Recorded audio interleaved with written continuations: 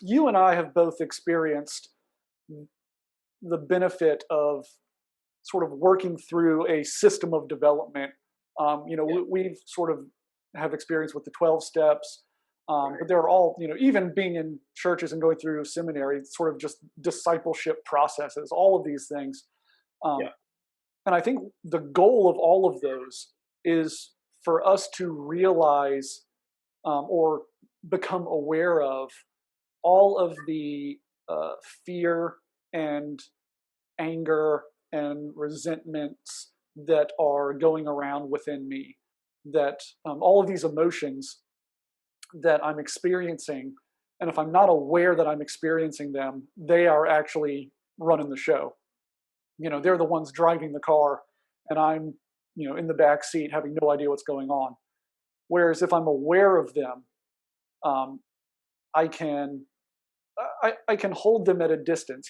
Sort of the ancient wisdom talked about detachment from things, and that detachment isn't um, a stoicism where I don't feel anything and I rid myself of emotion. That's not the ancient understanding, or at least the ancient Judeo-Christian understanding of detachment.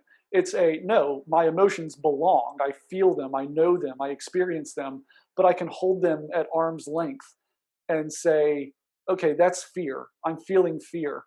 But I don't have to let it drive my life. I don't have to react to the fear. I can instead of reacting to it, I can respond to it. So all that to say, whenever I'm coaching someone, what I'm hoping that they're doing is they are becoming aware of these things that are affecting their behavior or driving their decisions, and they may not even realize it. And so I'm holding space for someone. I'm mirroring what I'm seeing. I'm saying, hey, you've been having this difficulty with procrastination, and you're talking about it and you're explaining to me what happens. And this is what I'm hearing. I'm hearing there's a lot of fear behind this thing that you're putting off again and again and again. And by holding that space and mirroring that and saying, I'm sensing a lot of fear. Are you feeling that? They might all of a sudden say, oh my gosh, you're right. I had no idea how scared I was of this thing.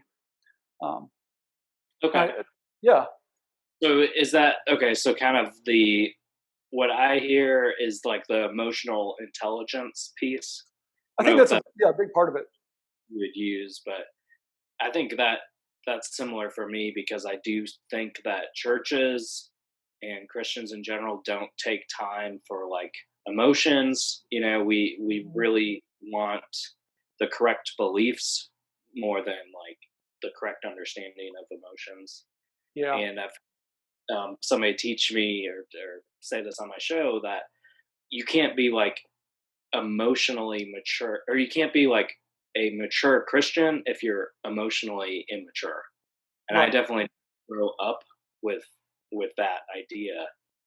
And I do think we're in a world that like talks about self-care, talks about emotional intelligence a lot more than when we were growing up. But even in seminary, I don't think that we talked about that stuff very much either. Yeah. But I think, yeah, that's definitely a connecting point. And I'm wondering I guess, what theology and churches and faith has to say in terms of like the rise of emotional intelligence. Yeah, it's interesting. One ancient, uh, I guess, he was a desert um, mystic back in the third century, maybe even second century. I don't know.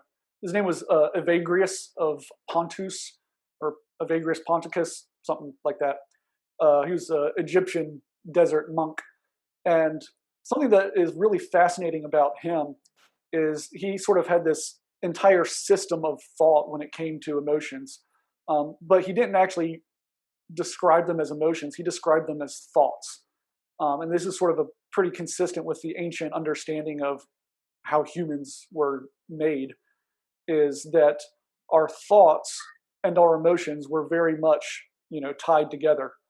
And Mm. so if I have the thought of fear, that's the emotion of fear. If I have the thought or emotion of anger, um, but what Evagrius, the way he described them is that these thoughts were, he actually described them as spirits coming in. And so some people have taken that as that, these are demons infiltrating him. I don't think that's exactly what Evagrius was saying. I think it was mostly just like these almost neutral thoughts that would sort of bombard the person's mind. And then you had the opportunity to uh, react to these thoughts and basically do what they told you to do, like fear, anger, lust, pride.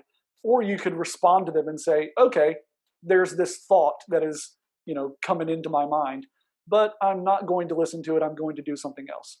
Like that doesn't deny it, but it also doesn't demonize it or it. Um, I don't know where I was going with that, but it's just interesting. Well, it's encouraging that even, back in the third century, like we're already talking about what do our feelings have to do with our faith? I mean, Right. and